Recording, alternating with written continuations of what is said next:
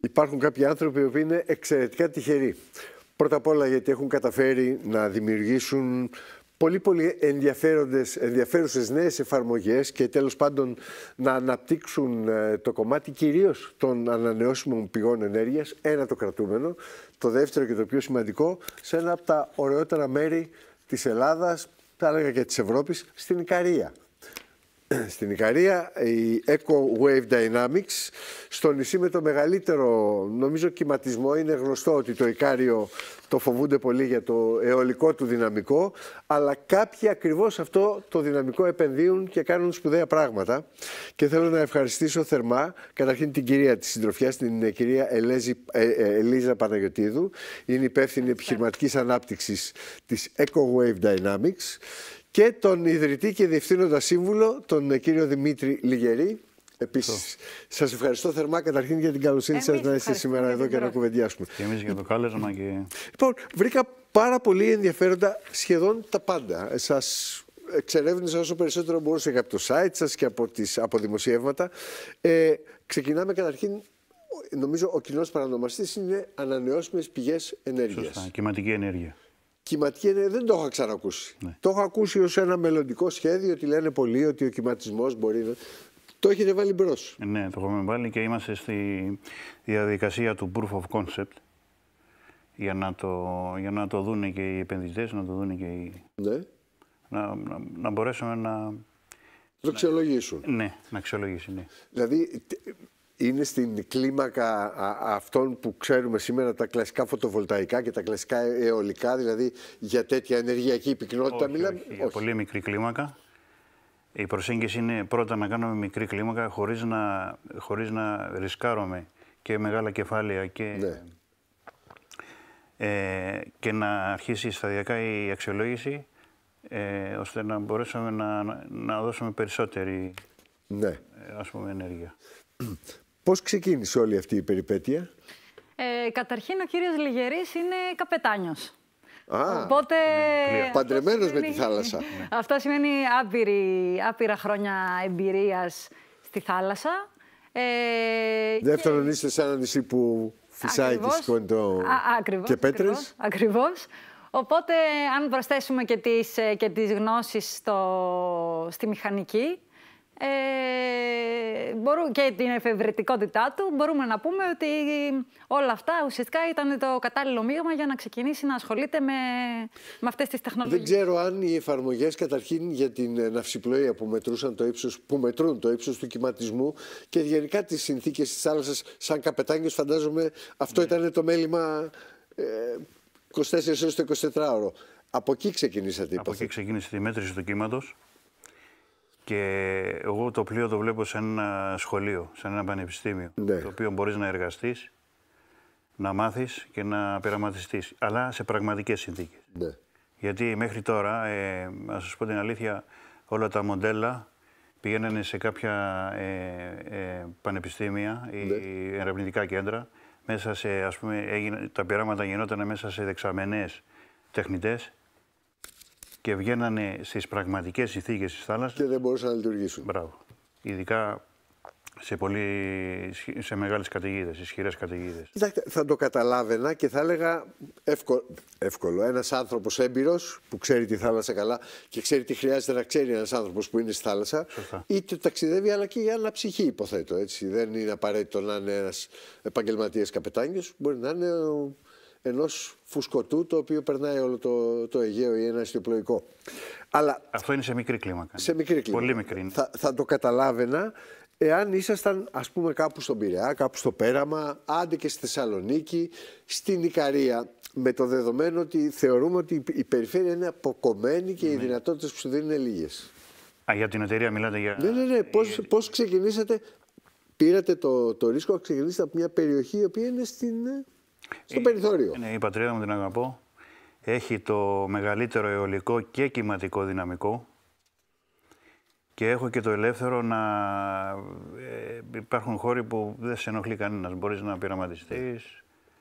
Έχω Έχουν προχωρήσει όλα αυτά, δηλαδή οι πειραματισμοί και το ότι αξιοποιείται το πραγματικό αιωλικό και κυματικό δυναμικό έχουν δώσει τα δείγματα που θα πρέπει. Και συνεχίζουν, δηλαδή συνέχεια παίρνουμε κάποια αποτελέσματα από τις δοκιμές που κάνουμε και μετά κάνουμε άλλες δοκιμές, γιατί ουσιαστικά ενσωματώνουμε τα αποτελέσματα για να προχωρήσουμε σε νέες δοκιμές. Οπότε κάθε φορά που βελτιώνουμε το πιλωτικό μας, ας πούμε, project ή το prototype που έχουμε, προσπαθούμε να το δείχνουμε και κάπου. Έχουμε πάει ήδη σε 2 εκθέσεις. Στην πρώτη που πήγαμε ήταν η Ocean Energy Europe, που ήταν στην Ολλανδία τον Οκτώβριο που μας πέρασε. Είναι η μεγαλύτερη έκθεση που γίνεται για την ωκεάνια ενέργεια, γιατί περιλαμβάνει την κυματική, αλλά όχι μόνο. Οπότε εκεί είχαμε την ευκαιρία να παρουσιάσουμε 2 από τις τεχνολογίες μας, γιατί δεν είναι μόνο η κυματική ενέργεια με την οποία ασχολούμαστε. Η μία τεχνολογία που παρουσιάσαμε ήταν η Wave Daedalus, που είναι ένας κυματικός μετατροπέας. Μετατρέπει λοιπόν την κυματική ενέργεια σε ηλεκτρική. Και η άλλη τεχνολογία που παρουσιάσαμε ήταν μία υβριδική, γιατί αγαπούμε τα υβριδικά μοντέλα. Θεωρούμε ότι έτσι έχουμε τη δυνατότητα να παράξουμε μεγαλύτερη ενέργεια αν συνδυάσουμε διαφορετικές πηγές ενέργειας. Διαφορετικές πηγές ενέργειας, 2 ή και 3, σε μία συσκευή. Σωστά. Οπότε η άλλη τεχνολογία που παρουσιάσαμε στην Ολλανδία ήταν ένα έξυπνο σύστημα υβριδικό, το οποίο συνδυάζει κύμα, άνεμο και ήλιο. Και αποθηκεύει την ενέργεια. Και αποθηκεύει την ενέργεια. Ναι. Τι κλίμακας είναι όλες αυτές οι εφαρμογές και οι συσκευές? Δηλαδή, ας πούμε, είναι για... Βλέπουμε το δέδαλο τώρα. Αυτός είναι ο δέδαλος που βλέπουμε. Ναι. Είναι για, ας πούμε, χρήση μιας μικρής επιχείρησης, είναι για οικιακή χρήση, είναι εφαρμογές που θα μπορούσαν να αναπτυχθούν και να χρησιμοποιηθούν σε μεγάλη κλίμακα. Είναι, ας πούμε, για φωτισμό μαρίνας, οικίες που είναι κοντά στη θάλασσα, ηχθειοτροφία, ξενοδοχεία, όχι να καλύψουμε όλα, μέρος της ενέργειας και άλλο. Βλέπω και την ηλεκτροκίνηση και παραγωγή νερού, γιατί η λειψιδρία... Αφαλάτωση, ναι. Μπορεί να... με ΑΠΕ ρεύμα. Ναι. Αυτό μπορεί να παράγει. Το οποίο μπορεί να δώσει ικανοποιητικές ποσότητες νερού. Γιατί ξέρω ότι η αφαλάτωση είναι πολύ ενεργοβόρα σαν διαδικασία. Ναι. Είναι, αλλά δεν πάμε στην παραγωγή πόσιμου νερού, πάμε ίδρευσης νερού. Μάλιστα. Δεν χρειάζονται πολλά χημικά, δεν χρειάζονται πολλή επεξεργασία και εκεί μπορούμε να παράγουμε περισσότερα. Σας έχει εξυπηρετήσει το γεγονός ότι είστε τόσο μακριά από τα κέντρα, η Ικαρία, ας πούμε? Έχει προβληματίσει? Όχι για την ώρα τουλάχιστον, διότι εκεί έχουμε το εργαστήρι. Εμείς που δουλεύουμε και την EcoWave Δύναμης, δουλεύουμε από όλες τις περιοχές που φαντάζεστε. Δηλαδή, αλλά ένας πελάτης, αν ήσασταν, λέω, στο Πέραμα, για παράδειγμα, θα ήταν πολύ εύκολο να σας επισκεφτεί, να δει τα project που αναπτύσσετε, να τα κουβεντιάσετε, να σας προτείνει. Σωστά. Πόσο εύκολο είναι να γίνει στην Ικαρία το ίδιο? Αυτό δεν είναι εύκολο. Είναι εύκολο όμως να κάνουμε ένα γραφείο στην Αθήνα ή στον Πειραιά. Οπότε αυτό είναι κάτι που είναι στα επόμενα σχέδιά μας, γιατί θέλουμε κιόλας να προσλάβουμε κάποιους φοιτητές να κάνουν την πρακτική τους στην εταιρεία μας. Μάλιστα. Οπότε αυτό θα βοηθήσει και αυτούς για να έχουν μία έδρα, αλλά και εμάς για να μπορούμε να κάνουμε. Πείτε μου και στο τελευταίο κεφάλαιο της κουβέντας το θέμα της ηλεκτροκίνησης. Και φαντάζομαι η ηλεκτροκίνηση, δεν ξέρω αν αφορά τα αυτοκίνητα ή το μελλοντικό σχέδιο που όλοι περιμένουν να το δουν, τα πλοία. Ναι. Είναι κάτι που μπορεί να γίνει? Εγώ πιστεύω ότι όχι 100%, αλλά μπορεί να αρχίσει να μειώνει τα καύσιμα. Ναι. Και να λειτουργήσει συμπληρωματικά. Και τους ρήπους, ναι. Και μελλοντικά θα δούμε πώς πρέπει να... Όπως ένα ευρυδικό αυτοκίνητο. Ναι. Ήδη έχουμε το μοντέλο που θα εφαρμόσουμε επί του πλοίου, το έχουμε ονομάσει Neptune. Ναι. Έχουμε κάνει συνεργασία με τον ABS, τον American Bureau of Shipping, για να μας δώσει κάποια επιστοποίηση ότι μπορούμε να το βάλουμε επί του πλοίου. Είμαστε πολύ κοντά στην εφαρμογή επί του πλοίου. Ναι. Για να μπορέσει να γίνει αυτό, πότε, ας πούμε, κάποια στιγμή να δούμε. Φαντάζομαι μιλάμε τώρα για ένα ποντοπόρο πλοίο, μιλάμε για ένα πορθμίο. Σε ποντοπόρο, ναι. Ποντοπόρο, ναι. Είχα την αίσθηση ένα πορθμίο που θα ταξιδεύει μισή ώρα. Δεν υπάρχει γεμαντισμός, ενώ μιλάμε για τον ωκεανό. Ναι.